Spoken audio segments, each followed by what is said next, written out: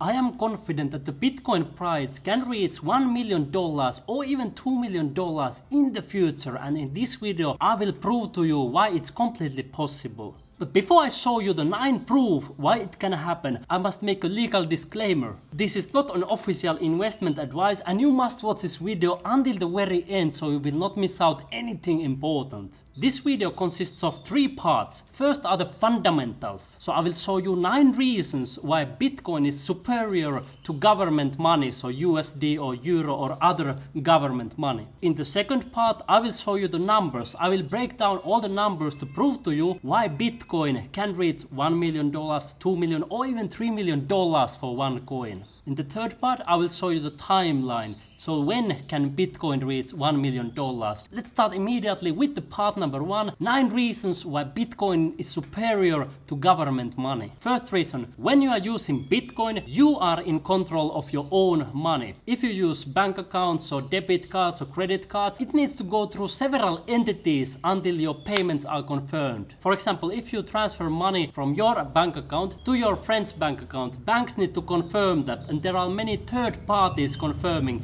You cannot just directly send money to your friend. So you are not in control of your money. Banks are in control of your money and the governments. If a bank or a government would decide that you cannot use your money, they can freeze your account anytime and you would lose all your investments there. However, that is not possible with Bitcoin. When you have Bitcoin, nobody can freeze your account. You have the control of the money. Second reason, everybody has access to Bitcoin. Compared to banks and financial institutions, many people don't have access to banks, so people are not equal. Bitcoin equalizes people. Only some privileged people in Western countries usually have access to banks. For example, I recently announced that I want to give away $4,550 for free for my YouTube subscribers, and many people say that, hey, I don't have a PayPal account or I don't have a bank account, but hey, can you send the money to me in Bitcoin? They say that they have a Bitcoin account even though they can't have an access to PayPal or bank account. So Bitcoin will create people more equal, and not only a few people in power will have access to banks anymore. And this brings us to reason number 3. Bitcoin gives power to people instead of banks and government. With the government money, which is US dollar, euro and so on and so forth, governments and banks have the power to print as much money as possible. They can control it. But if people are using Bitcoin,